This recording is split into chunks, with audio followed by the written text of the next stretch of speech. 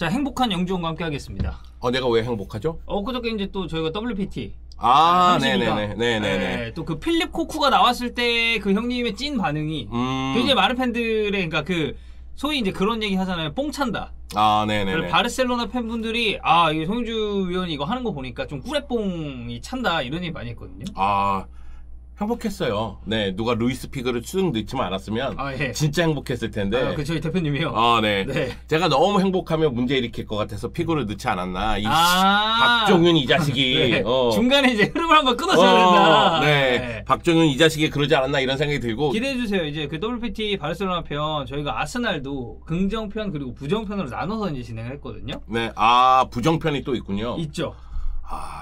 이제 바르셀로나 팬들로 하여금 약간 뒷목 잡게 만드는 그런 영입이나 아니면 그런 활약상을 보여줬던 선수를 저희가 또 취약을 해놨습니다. 네. 또 많습니다. 바르셀로나는 또 많아요. 그러니까 레전드들도 많고 그리고 그만큼 이렇게 혈압 오르게 하는 그런 선수들도 많아요. 사기성 선수들이 은근히 많습니다. 여러분들 기대해 주시면 될 것 같습니다.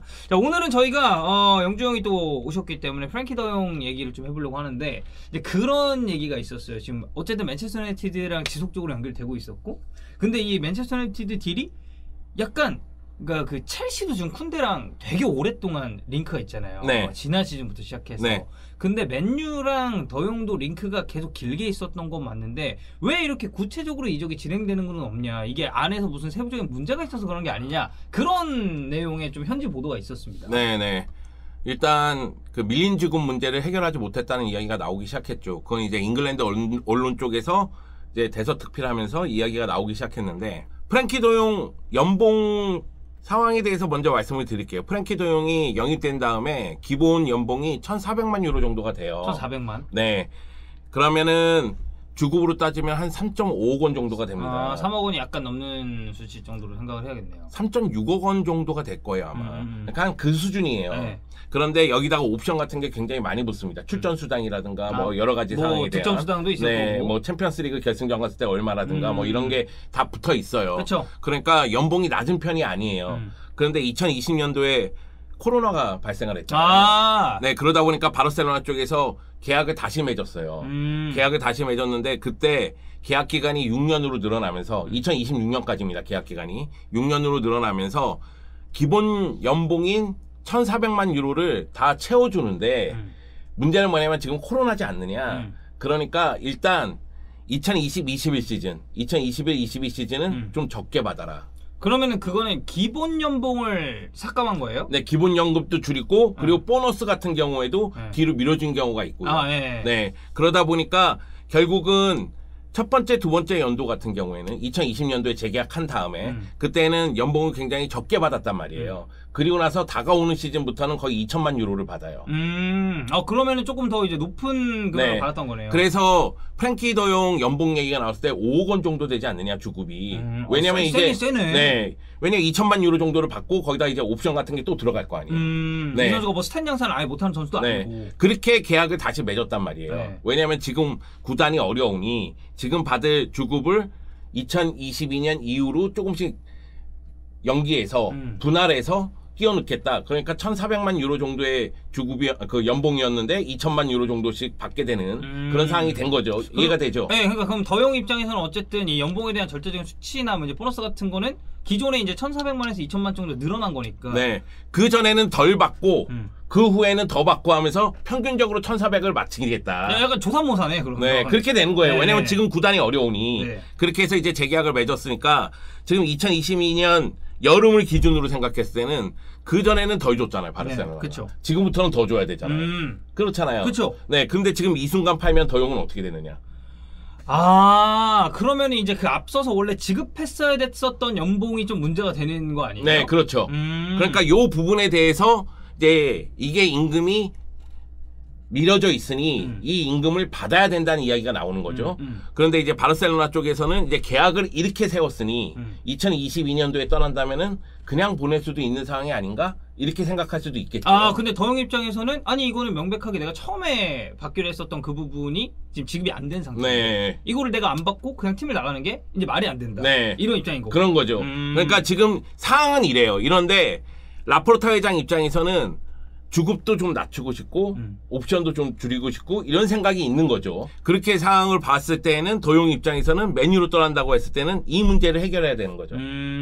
바르셀로나에게 못 받은 돈들이 있잖아요. 네. 그러니까 그걸 받고 싶은 그게 있는 거고 바르셀로나 입장에서는 사실 도용을 판매하려고 했던 이유가 야 지금까지는 그래도 도용이 1,400만 유로라는 연봉 중에서 1,100만만 가져가고 500만만 가져가고 이랬기 때문에 연봉이 좀 덜 나갔는데 지금부터는 2,000만 이상씩을 줘야 되니 계속 지급을 해야 되니까 네, 그러니까 지금은 팔 시점이 아니냐 이 얘기가 나왔던 거죠. 아니 근데 그러면 이거는 약간 제가 만약에 도용이면 약간 이게 좀 약간 양아치 같은 마인드 아닌가 이런 생각 들 수 있을 것 같거든요. 그렇게 생각할 수 있죠. 네, 그러니까 그런 점 때문에 이 잉글랜드 쪽에서는 이거를 해결이 안 됐기 때문에 도용의 이적이 굉장히 지연되고 있다 이렇게 보도를 하는 거예요. 그러니까 제가 생각했을 땐 그래요. 정확한 팩트는 모르겠지만 마르카가 보도한 바에 의하면 네.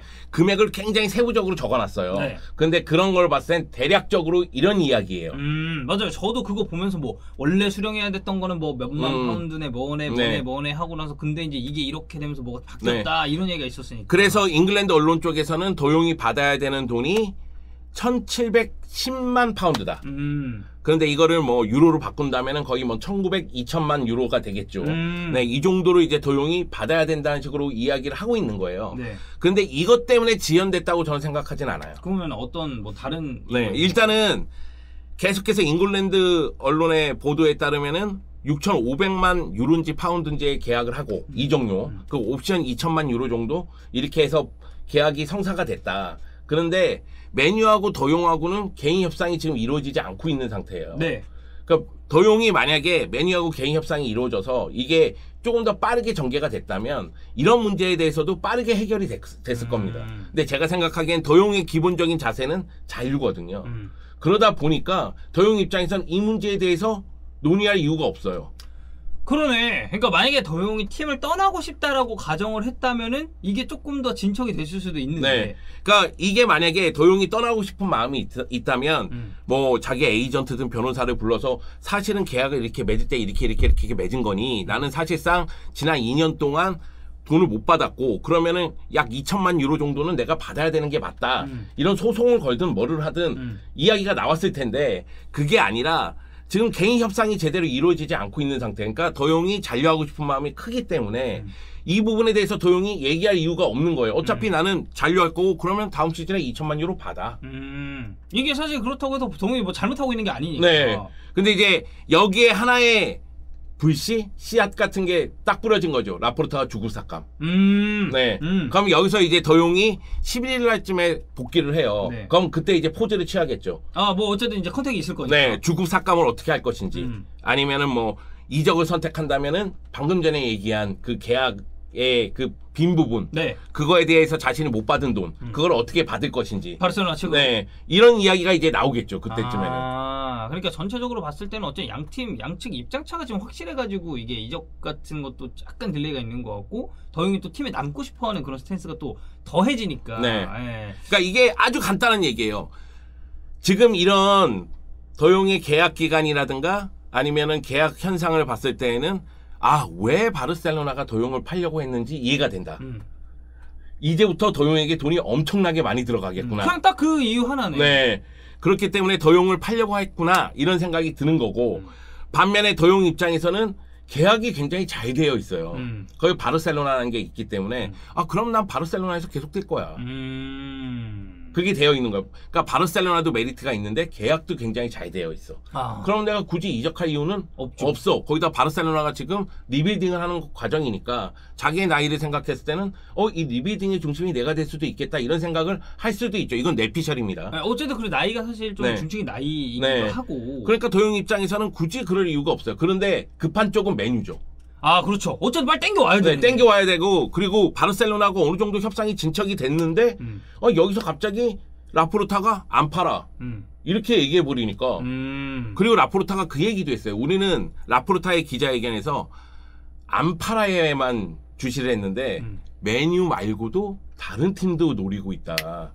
이게 이 포인트에서 지금 등장한 게 첼시거든요. 네, 그러니까 메뉴 말고도 다른 팀도 노리고 있다가 저희는 메뉴를 압박하기 위한 방법이 아닌가 이런 생각이 있었어요. 그래서 우리가 이 방송에서 얘기한 건 그거예요. 6,500만 유로 플러스 2,000만 유로. 그러니까 뭐 총 합치면 8,500만 유로의 딜이죠. 그거라고 생각을 했는데 만약에 여기서 기본 이적료를 첼시가 더 높게 부른다? 그럼 이제 얘기가 좀 달라지죠. 네, 여러분. 올 시즌 여름 바르셀로나는 이적 시장에서 양아치입니다. 네, 이런 상황에서는 당연히 미안해. 일이 이렇게 됐네 하고 첼시 쪽으로 돌았었죠. 아, 왜냐면 바르셀로나는 어쨌든 지금 돈이 필요하잖아요. 돈이 필요하니까요. 그러면 사실 뭐 1,000원이라도 더 주는 데다 팔아야 될 거예요. 아, 그럼요. 이 선수를. 네. 혹시 빙의하셨나요? 이거 어쩔 수 없어요. 네. 어쩔 수 없어. 상황이 이래. 우리가 어려워 지금. 미안하지만 어쩔 수 없어. 신뢰 이런 거 우리에겐 지금 중요치 않아. 중요하지 않다. 우리에게는 현금이 중요해 지금. 그러니까 어쨌든 이 현금 확보가 돼야 되니까. 네. 그래서 지금 얘기 나온 게 토드볼리 구단주. 네. 바르셀로나 보드진이랑 네. 미팅 주선했다고. 근데 여기에 엮여 있는 게 이제 그거예요. 마르코스 알론소랑 아스필리쿠에타 이제 딜까지, 그러니까 뭐 대형이랑 뭐 묶는다는 건 아닌데 알론소 그리고 아스필리쿠에타 딜을 얘기를 하면서 당연히 저는 더용 얘기도 나올 수 있다고 보거든요. 네. 스페인 쪽에서는 계속해서 그 얘기가 나온 거예요. 최근에. 첼시가 프랭키 도용을 노린다. 그런데 사실 바르셀로나 쪽에서도 첼시 선수를 노리고 있잖아요. 그러니까 마르코스 알론소랑 세사르 아스필리쿠에타랑 지금 어떻게 보면은 바르셀로나 계속 이제 얽혀 있으니 네. 이 토드볼리 구단주가 바르셀로나 보드진이랑 미팅을 하게 되면은 저는 여기서 더용 얘기는 자연스럽게 네. 좀 나올 수밖에 없다고 생각하거든요. 일부 언론에서는 그런 이야기도 했어요. 그러니까 더용을 첼시가 땡기는 대신 현금 플러스 마르코스 알론소, 아스필리쿠에타를 바르셀로나에게 준다 이런 얘기가 네. 있는데 이거는 바르셀로나가 원하지 않는다. 바르셀로나는 현금만을 원한다 이런 얘기가 있고 그리고 바르셀로나 입장에서도 마르코스 알론소하고 그 아스필리쿠에타 같은 경우에는 영입할 수 있다는 생각을 갖고 있기 때문에 결국 첼시하고 계속해서 이야기를 나눠야 돼요. 네. 그러니까 토드볼리가 왔을 때 어떤 이야기를 할지 모르겠지만 만약의 경우 첼시가 프랭키 도용에 대해서 적극적으로 나간다. 그러면은 스페인 언론 쪽에서는 그런 얘기도 나왔거든요. 메뉴보다는 더 높게 지른다. 그러니까 이 금액 자체가. 네, 거기다가 그 첼시는 챔피언스 리그에 나가는 팀이다.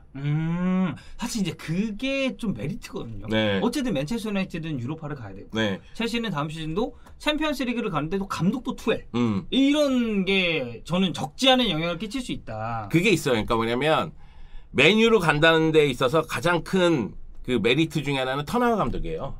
어쨌든 본인을 또 이제 네. 지도를 해봤으니까. 그러니까 터나우 감독이 뭐 그 프랭키 도용하고는 이야기를 나눴겠죠. 그런데 프랭키 도용이 여전히 바르셀로나에 남고 싶어 한다는 이야기 중에 하나는 챔피언스 리그에 나가는 팀을 선호한다는 얘기거든요. 네.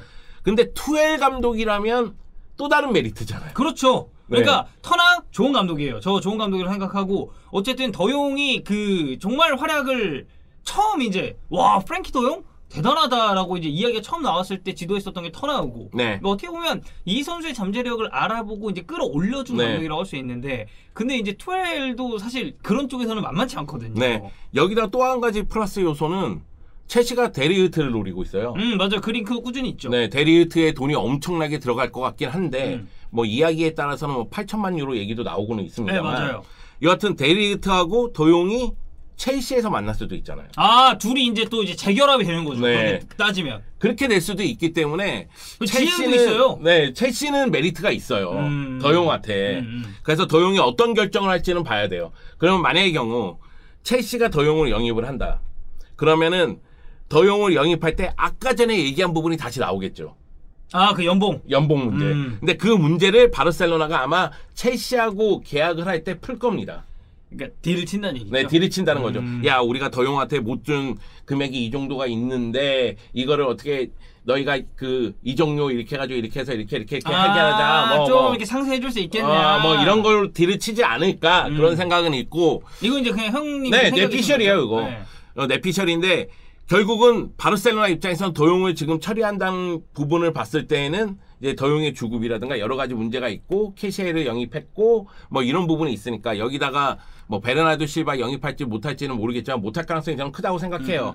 그런데 니코 같은 경우에도 임대 얘기가 나오고 이적 얘기가 나왔지만은 사비가 거절했다고 하더라고요. 네. 그런 거 봤을 때는 상황을 좀 더 지켜봐야 되지 않겠느냐. 지금 상황에서는 더용이 첼시를 선택한다고 해도 이상하진 않다는 거죠. 그림 자체가. 사실 더용이 맨유를 선택해도 이상하진 않아요. 제 생각에는. 네.